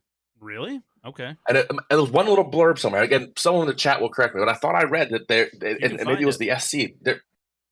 Oh shit! I'll put it in your Discord if I find it. That's your homework for next time. Find that one. He gets homework every time he's here. So no, but it just as a last comment, because I know you got a lot of flack for this. Other people have gotten flack for being the quote-unquote apologists. We're all here together. Like, we all want this thing to be successful. Bro, we wouldn't pledge 45 or... Say what? Yeah. Yeah. It's like, that person clearly doesn't watch you, Mike. Clearly doesn't watch you. We all already know you're a They shill. were reacting to a video where I pointed out the problem that CIG has been doing for the last 10 years. That was a shill video, apparently. So, yeah, we all get called apologists at some point. I have no idea how. No, and we also, the people dump on content creators because, oh, you're doing it for money. No, I'm giving my opinion. I just happen to get paid for it. So, everyone wants to be heard. And great, everyone can be heard. But push comes to shove, we're all arguing about a game that has been going 10 years, is almost at $1 billion. And as a guy who works in the finance and cybersecurity, I would love if we got like 2 patches a year. I used to work a year if they were more stable. Yeah, I'd be in. Yeah, if they were stable and content was there and so on and so forth. Like, yeah, of course. Yeah. I've seen patches for enterprise applications that have been pushed out the door on hopes and dreams and duct tape, knowing that the patch 1 and patch 2 were a week and 2 weeks behind consecutively to correct those issues, and they ran banks. So we do think it is not great. It is frustrating, but we kind of prayed when those things out. We happen to be the testers for this game. That's kind of what we signed up for. Yes, we did pay a lot of money for it, but I didn't sign up for that. It is nice to get the content. Yeah. It is crappy sometimes. I did not know, because I haven't played since Friday, that it was down or partially down. Until I turned on the podcast this morning. What live patch hasn't said degraded at some point during its launch? Exactly, in the right? last couple of years, I feel like that's just common. Yeah. But I hope everyone has a better call. But for me, if they get close to the 80-20 rule by the end of the year for the stuff they promised, I'm good. And if I can play and during Christmas when I'm off, I'm okay. Like, I'm gonna let you go, Darth, and I'll kind of add on to that point. And thank you for your call, and we appreciate you and all that stuff. Yeah, 100%. Of course, absolutely, sir. But I do want to add on to that just a tiny bit. On the 80-20 rule, I'm trying to think of the things that they promised that we would get for this year or so that I really, really need. And none of it's like changing my life, right? In the game, it's just 4.0. All the stuff, like they've kind of communicated 4.0 and what's going to happen there. So whatever happens at the end of the year, it better be good. And if it's not, that's going to suck. And it's probably going to suck. So, it's literally the thing that made you cry, so that tracks, right? That's not what made me cry. What made the server meshing test? No, it's not the actual server meshing test that made me cry. Everyone's such a clown with this thing. Is I'm empathetic. When other people cry, it makes me cry. So they started crying. That's right. You didn't cry during the thing. Sorry. To be fair, I was at CitizenCon. I wasn't watching your very cool stream with Level Cap Gaming, which I believe you're doing again this year. Make sure you guys follow twitch.tv/SaltEMike. Which I believe I invited you to. And if I haven't invited some other people yet who are hanging out in chat, I'm definitely meaning to. So there's if people aren't going to CitizenCon, it was different last year because we were the only people that didn't go. But since it's anyway, that's not fair. close. That's fair. It's not just gonna be me. But like, it's everything you said is still 100% accurate. Like, there's so many cool things that have happened in 323 and 324 once it works. But it's always been 4.0. It's been 4.0 for the last 4 years. All the cool things aren't cool until 4.0 for me, right? Until they start becoming a game. They're gonna make the game cooler. Everything they did is gonna make the game cooler. Copians, not that cool, but if the AI gets better and we have more game, they all of a sudden get cool, right? So it's stuff like that. Or if we have crafting, Copion horns get really cool. That kind of shit, right? So there's a lot of things that they did that are going to mean something at some point, but they got to start meaning something. So, all right, let's get to our next caller, Hudson Hawk. Hudson, how you doing? Hudson, how are we doing? Oh, not great. There we go. Not great? Not great. Uh-oh, what happened? I'm having the issue that everyone else is having on Star Citizen. Great out The Hangar one? Yep. So I'm just spending my time. So anyway, cheers for the call. All right. I'll talk to you later. But I'm just spending my time just organizing, putting stuff in boxes, And then you're going to have to reset your account and it's all going to be out of the boxes or something. That's going to be the workaround. Exactly. Yeah. Or whenever they do the next hot fix, it takes everything out again. I'm like, oh, God, really? Yeah. What if everything you put in boxes disappears after the hot fix? Oh, I would be somewhat upset, but not too upset. I would be hyped. I like starting with nothing. Well, let me tell you about this cool thing Mike called the launch of 324 that happened 2 days ago. Yeah. Oh, no, there was no wipe with this patch, was there? Which is interesting. But I wiped myself. I started one. with a brand new account that didn't play 323. So yeah. I had fun. Right. But other than that, having a good time. Having a good time. Can't remember. What do you think about the .x patches? What do you think we're gonna see? .x patches. I was gonna say stability, but that's laughable. Listen, this patch people are calling more stable than 323, and I agree. Yeah. So the more times we do patches in this 323 cycle. Because this is a 320. This is not 324. There's no such thing as 324. This is on the 323 branch, right? They just renamed it for reasons. So the more we keep patching 323, 323.5 or something. Yeah, then it'll be more stable. We might end up with 323.5 if we get 323.2. So theoretically, you would think that would be pretty stable. It's not gonna be, but. You never know, because it sounds like they want to put more content in, so content makes things less stable. We'll see. Content is always good. I just wish it would not bork the game so bad. Yeah. Well, you're depressing. But, at least... Is this what it's like watching me? No. Oh, okay. That's just... No, Mike, you're much more energetic about your anger. Yeah, I punched the chair, I guess. You need me to punch a chair, Hudson Hawk? What's going on here? We need to let's bring up the energy here. What's going on? Is there anything you're What do you think of the that's Peregrine? exciting you? I actually do like the Peregrine. I like Let's it. Makes some good noises.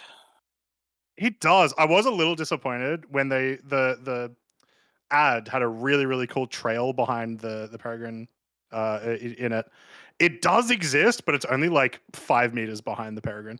Otherwise, you can't see it. And it would have been really, really cool and just a cool thing for them to put in. I was very disappointed for that. But sounds great, flies great. Is it because the Skybox is green? It's not, but I did see lots of complaints about the Skybox too. Everybody is freaking out about the Skybox.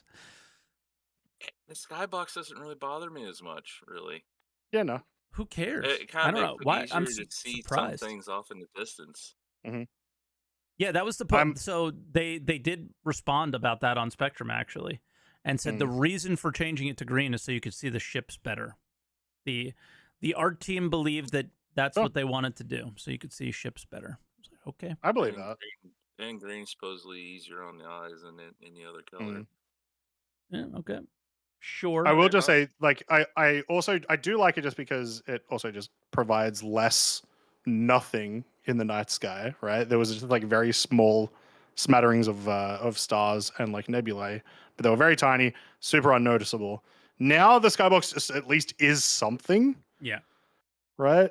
And because I imagine, once again, when we saw it during the Pyro playtest, we saw the Pyro Skybox, and it is very detailed and very fancy and looks very cool. They're going to be doing more of that, I imagine, right? As we go to other star systems. So it only made sense to get rid of just the bare, all it is stars. I just could think of like 30 million other things that are more important to change. I don't know why that was a priority or from the art team though, like yeah, of course. I mean, how many other things need to be made and done? And I don't know, maybe locations, and this is a location. So yeah, I guess. And then it could be one of those things like anytime they do something that's like this doesn't feel like a priority, they always are like, oh, it was a new employee was working on it. You know, so it was like, true, so it's honestly, it's probably just that. Yeah, fair enough. Yeah. But all right, Hudson, I don't know if you got anything else. Oh, I do. Okay. Hopefully it's a little more upbeat. This whole, a positive trend. Speaking of new locations, I don't remember. They were talking. I might have brought this up last. Answered a call with the asteroid bases and whatnot. I don't remember. Okay. But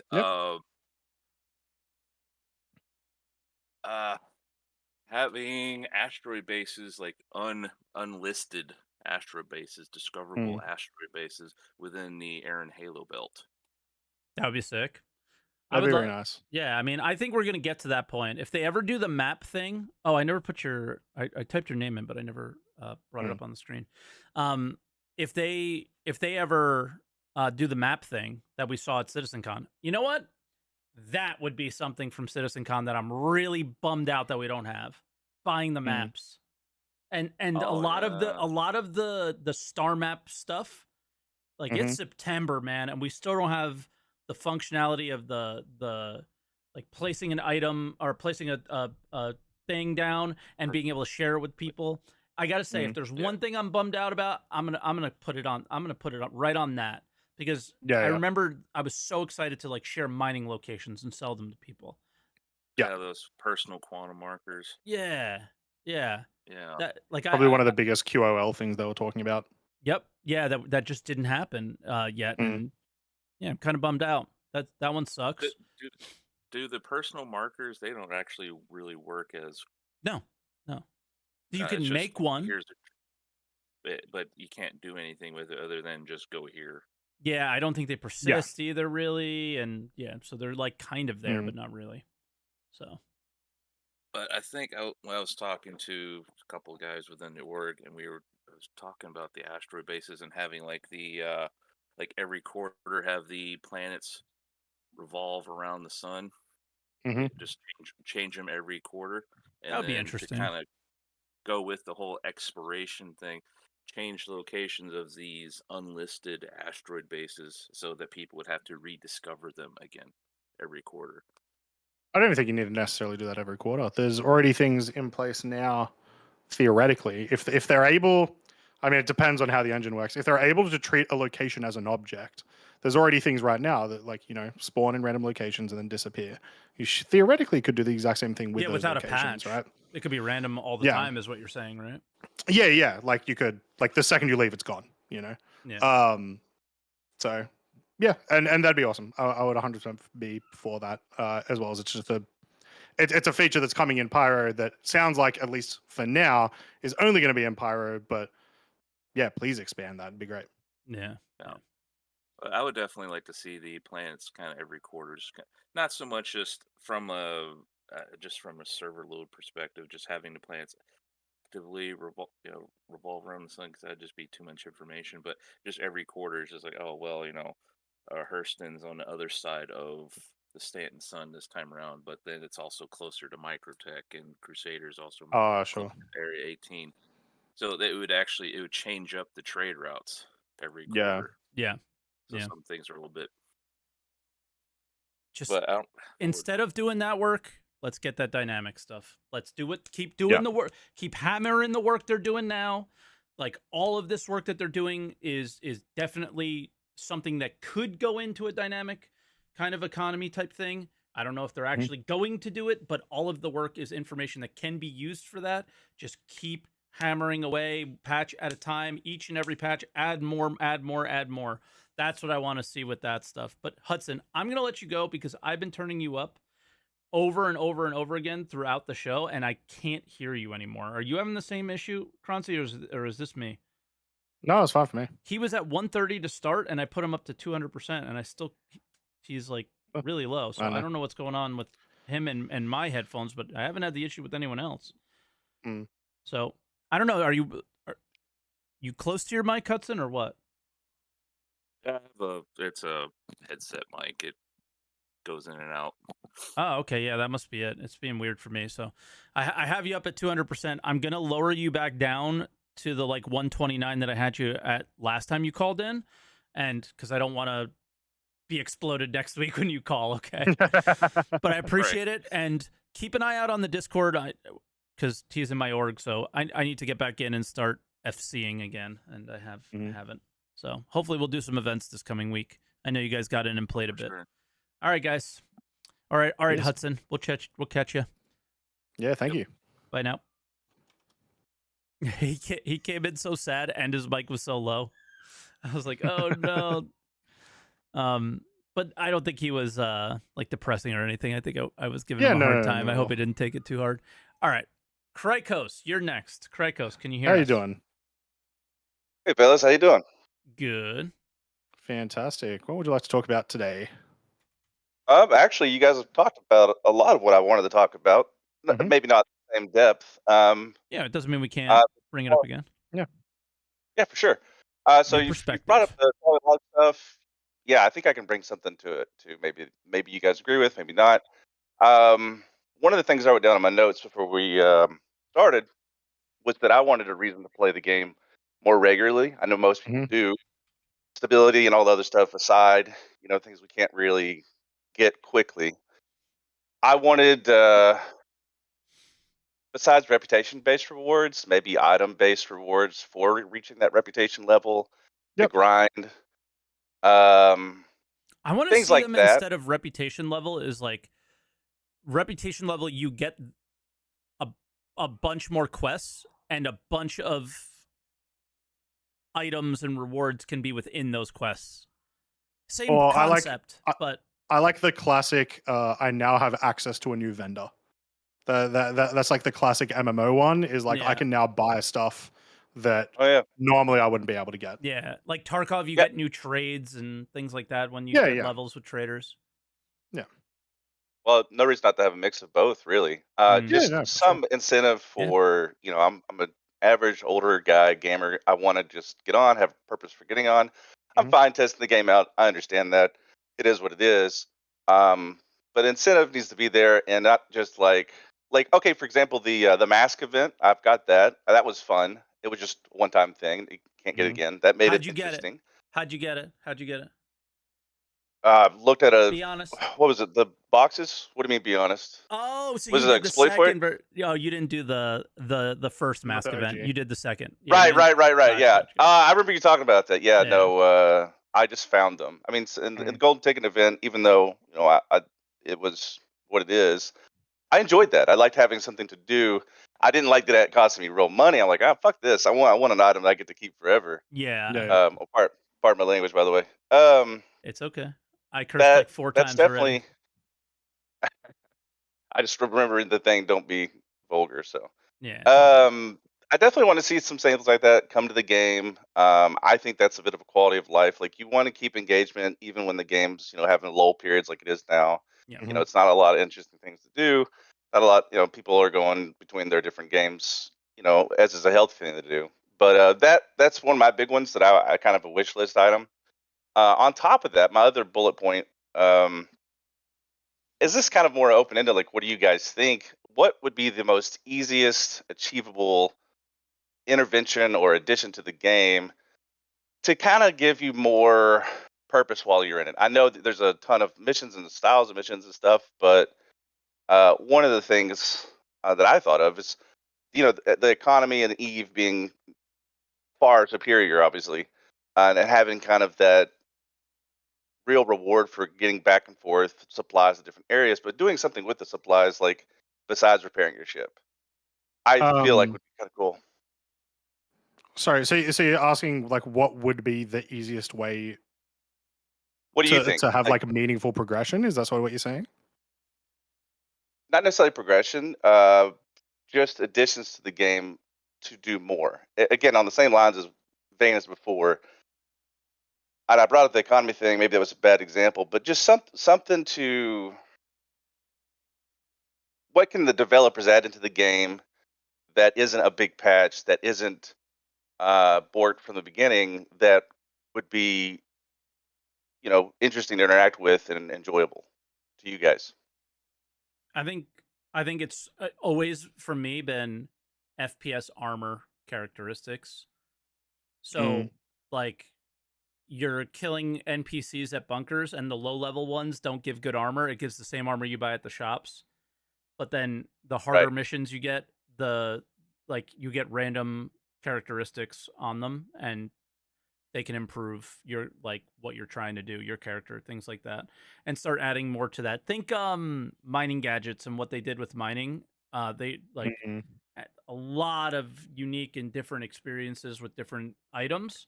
That should be how every weapon, armor, helmet, everything we have works. And a lot of that stuff is the art assets have already been made. You just got to change some numbers, right? So that's if you want the easiest, that's what I think. That's a good point. I can see that. What about you, Croncy? So I have a problem with your question, which is just like, you said like without major patches that aren't borked from the beginning, I think it's unavoidable.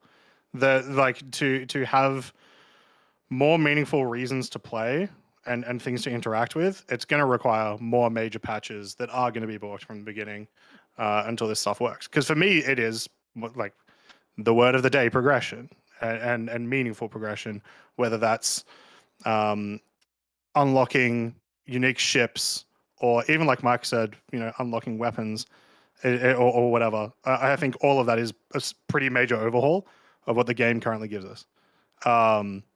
Right now, I do have a reason to play, and it is I'm loving the racing in the game. And so really the actual easiest answer is probably just like more in community engagement, right? So actually, yeah, maybe that would be my answer is more simple in-game community features. Like events? Even the super basic ones. Like events, you mean? I get you. Or like org tools. Events or org tools, stuff like that. Like, what do you mean by community features? But both those sort of things. But like some of those would be more complex than others, of course. Sure. But even things as simple as like having an org chat, right? Yeah. Yeah. Stuff like that can make a massive difference in your day-to-day playthroughs. So yep. I'm gonna start working on a video that's very, very similar to that kind of conversation this week. Hopefully it'll be done by Wednesday. Agree. I'd like to see, just shared inventory, even if it's just in a CCU container. Like just put it somewhere so that we can all access, but only if you're an org mate. Yes. To me, that sounds simple, but obviously I'm an idiot, so I have no idea. But yeah, that's just basically what I wanted to ask, and you guys answered pretty well, I think. So I'm good. Cool. Well, Awesome. all right, Krycos. Thanks for calling in. We appreciate the call. Yeah, man. Boys, We'll talk to you soon. All right, Croncy, I'm going to let you be the bad guy or not be the bad guy. Gumbo, you put in the list, but we had 5 callers already. Yep. We have time. We have time for one more caller. Sounds good. He's always a good call. Everyone else that's in the Gumbo, green room, how you doing? Yeah, you were too late by a mile. Yep. Hey. What's up? Howdy. What would you like to talk about? Okay, real quick. At the top, I think you guys talked about character repair there were some changes to that. I don't know when they happened, but it's pretty much just like an unstuck button now. Like I had to do this because my this is news to me. Okay, cool. So I was stuck in a bed at a space station. I did like all the trouble that you would normally do. Did the character repair, and it literally just moved my character from the space station to my home port. Like all my stuff was attached. Still had 75% health, food, hydration, all that stuff was where it was. Like nothing changed. It's basically just the unstuck command now. So not sure when that changed, but I guess I don't know who's all aware of that, but I think that's a good thing to point out because I was expecting like to have to recreate my character and then re-equip all my stuff, but that didn't happen. That wasn't the case. Yeah, I was going to say, a lot of people haven't had to character repair for a really long time because there haven't been, while there's been plenty of bugs, there haven't been as many bugs that have like actually bricked your account as much until now, so. Yeah. So earlier I did post a question because I thought I was going to have to take some relatives to the airport, but their flight ended up getting canceled. So hypothetically, if I felt this way at the beginning before 324 went into testing, but what do you guys think about the idea of them just merging 324? And let's say hypothetically, right, this all plays out the same way it has, where they stagger the features. We initially get like 324 features first. We don't get pyro. We might get server meshing, but it's pretty much, and 4.0 still gets delayed to Q4.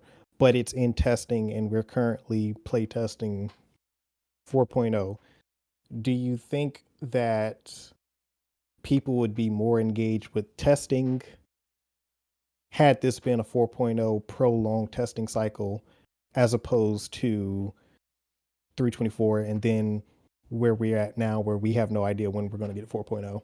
324 Evo testing was incredibly engaging for people. People were super engaged at the beginning.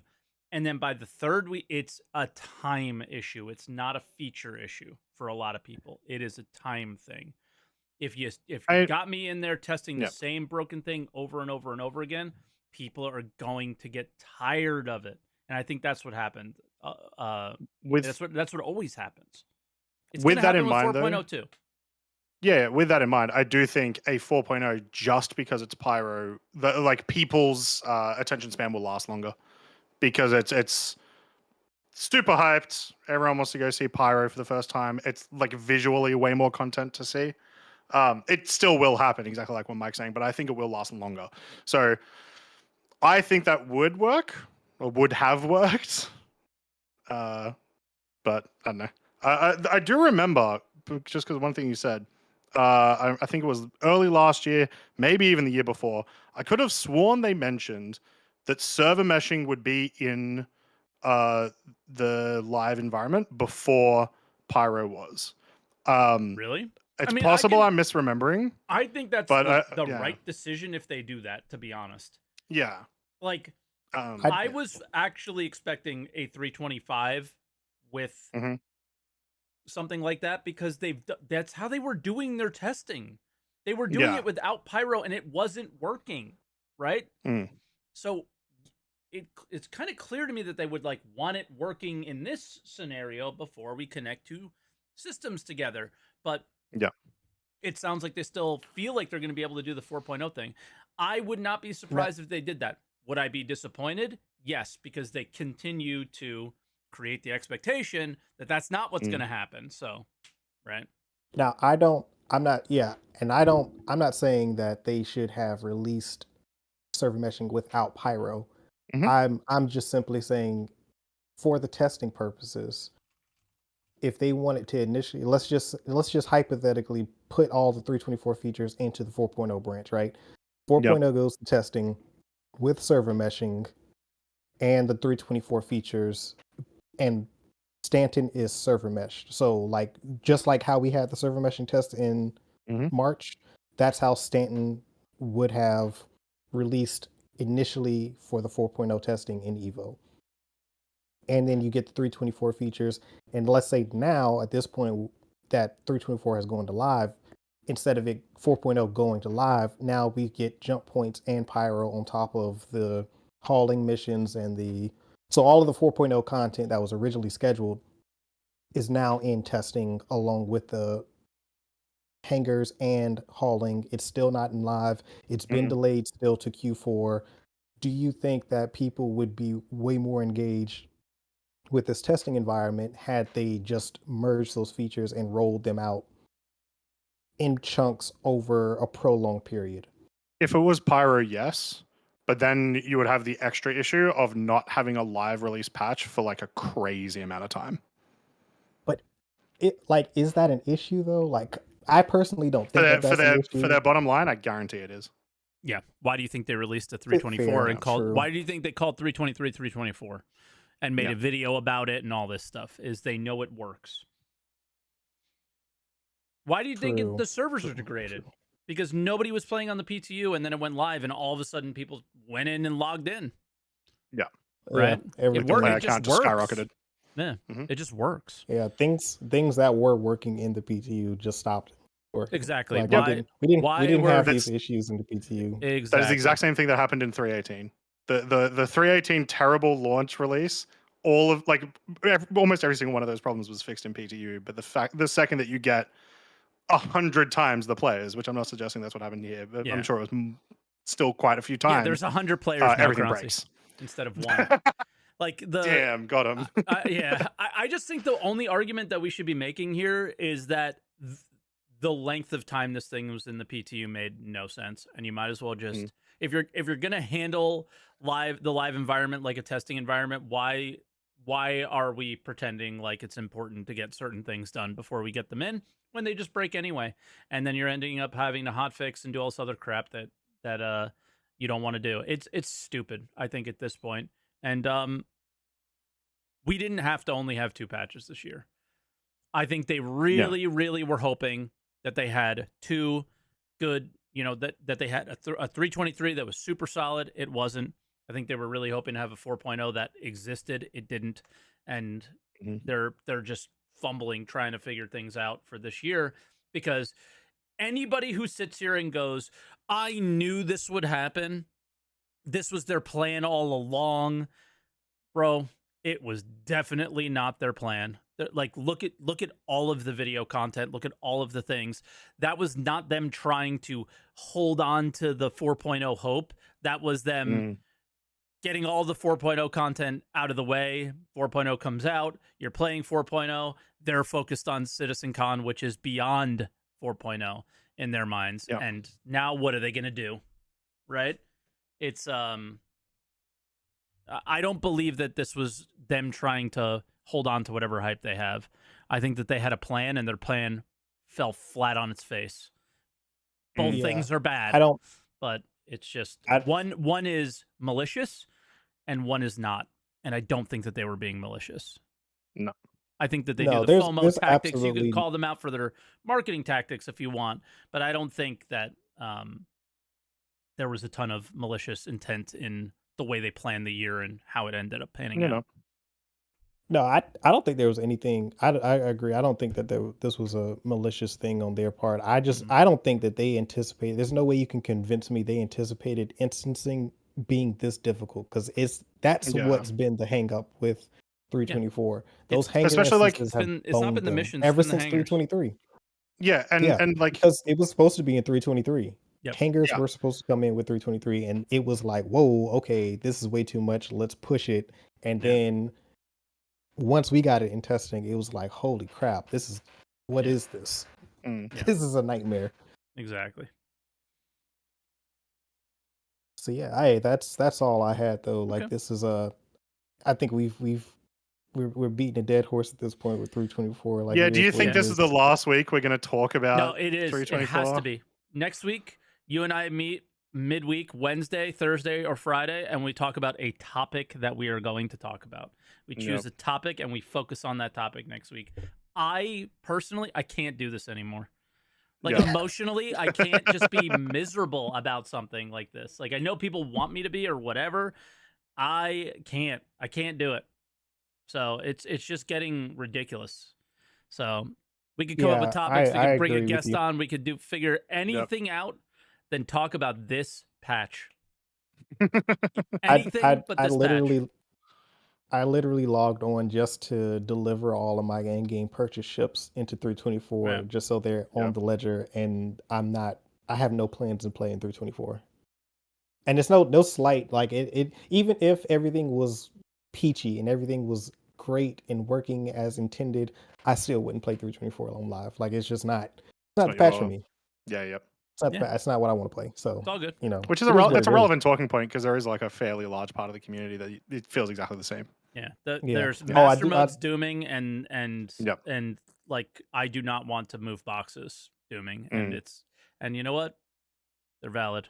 They're valid feelings. I do want to point out that I hope one of the point patches at least is to address the inventory UI for the inventory kiosk, because they took it out, and I hope that they're going to revise it and get it into a state where it's functional. And if that's a point patch, fantastic. We should I'm never 100% on board with that. Agreed. We should never click I and see that UI that we currently see ever again. Bro, for me, the fact that the damn camera clips into the back of the kiosk drives me freaking crazy, because at least with the other one that didn't happen. Like it drives me crazy. Like, but anyway, that's it. Similar art and really work on the flow. And that's it. Hey, do you apparently that was my fault, by the way. Awesome. The inventory kiosks got reverted because of SaltEMike. I mean, if I had that power, can we put content in the game? Because if I had that kind of power, there would be a ton of content in this game. No. We could never put anything in, Mike. We could only take stuff out. Listen, okay. I don't. It's CR, Rich Tire, and SaltEMike that are the ones that are responsible for everything that happens in the game. Exactly. Like everybody knows this. Every week we get together and have a meeting of how we're gonna piss off the people who spend the most money on this game possible, and have a you're bone one to of 3 pick. people that have the big red phone. So like, I don't, obviously this is your problem. This is your fault. We blame you. What do you think people are gonna do when they realize that the Polaris is probably going to get delayed? Why would it? Ships are usually always on time. Yeah. Well, then that would mean that they're going to renege on the whole capital ships or require engineering. And if they're getting point patch, like, do you think that 4.0 is going to be the IAE patch? They already backed off on engineering. They're already said engineering is going to debut at the outposts, so it's probably not going to debut on the ships.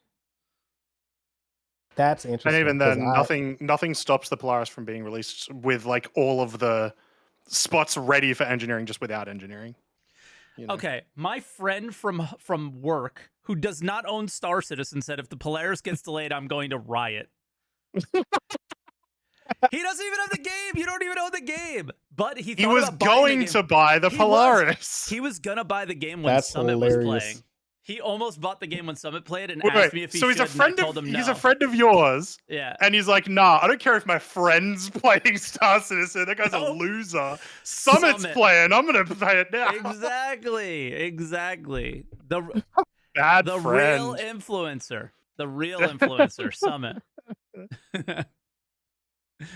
Oh my god. All right, we're Anything gonna else, let you go, Gumbo? Gumbo. Yeah, we'll say goodbye because we're hitting the 2-hour mark. Yeah, that's it. Appreciate you guys. All right, brother. Yeah, Talk to you mate. soon. Have a good one. I hope his family gets on that flight. But that is Answer the Call this week. So Star Citizen 324 is live. Kind of. And cargo missions hopefully will work by mid next week. Yep. And we'll be able to create our cargo empire. But yes, if anybody has suggestions for topics, post them in our Discord, because maybe we'll pick out a good topic for next week, because I kind of want to start going back to the old answer the call feel as well of the we could talk about news for like 5 minutes at the beginning of the show, but let's go into a specific topic and just talk about that and see how people feel. It's what the show always was, and I kind of missed that a little bit. I don't know how you feel, but I like it. Yeah, we just had such a full year of news for so long. We had no choice. Like we got stuck into it. Yeah, we got spoiled, I would say, because I was talking about that today. This has been and this is another thing that goes back into, they didn't plan this stuff. This was such a fantastic year in terms of every week there was something to do in game or something to talk about the game, and they planned it so well until about the time 4.0 was supposed to be in testing, being played around Q3, around this time. Yeah, it was pretty much crumbled. Once they announced cargo was not going to be in 3.23, that's when it all sort of started to like everything shifted, right? Yep. And then it was so well planned and everything was so good. So anybody thinks this is being done on purpose to make money is crazy, bro. They lost all the momentum they had. Right. And I think a lot of people are going into CitizenCon feeling unexcited or I don't believe you, or I'm less hyped about it. And that was not the plan, guys. There's no way that's the plan for them. Come on. There's no way. So yeah. And fair enough. Yeah. Let's think of a topic for next week and we'll come back with that, and we'll keep all the callers to those topics and things like that. So maybe one or two topics, we'll give them a couple choices or something. In other news, before we leave, Mike. Yeah. I have a new punching bag. Is it a chair? Yeah, nice. You got the Mariah one. Of course I got the Mariah one. It's the racing one. Aurora, baby. Aurora. Oh, cringe. Boring. Yeah. Other news for me is I did post a video. I talked about it last week. It was why Star Citizen continues to fail, I guess, was like kind of the clicky thumbnail. But I talked about how I think like this constant trying to maintain this live service of this alpha as the game has grown has become completely gotten to the point where it's too hard to maintain, and they're spending. My question is how many months out of the quarter are you spending fixing the old stuff versus working on the new features? And I got a feeling that if it's not 50-50, it's leaning further in the direction of how much they're fixing things like cargo elevators, freight elevators, all this stuff, right? And we're hitting the point of diminishing returns is got to be crazy. So I simply stated that fact, and they communicated that fact as well, and I just kind of just put it out there, and that's when I got called a shill and I'm making excuses for them. I was like, I'm not making excuses. This is a fact. This is bad, and what are they gonna do about it? And I just left it there, right? And I don't think making videos that make suggestions for what a game developer should do as a non-developer helps, but I think pointing out hey, this is pretty obvious that this is bad. Maybe you should do something about it was the video. So if you guys haven't checked that out yet, please do so. And then I'm going to be working on what Star Citizen can learn from Eve video. That's my next one for hopefully on Wednesday. So I don't know if you got anything fun that you're doing, but those are my two fun things. I'm going to be playing a lot of Deadlock this week. I got to get in there. So and try much it. fun. Everyone's talking so much good about it. So maybe it's the I'll first jump time in I've there enjoyed a MOBA ever in my life. Okay. Yeah. Albion Online's kind of a MOBA. It's like an MMO MOBA. And I really enjoyed that. So maybe I'll get into this. All right. But that's what we got. So I got to go puppy sit and give my wife a break. So if you guys haven't seen the puppy yet, it's somewhere in the middle of the show. You guys can see it. And don't forget to blow kisses to Croncy and to answer the call. We'll catch you guys next time. Have a good one, guys. Bye-bye.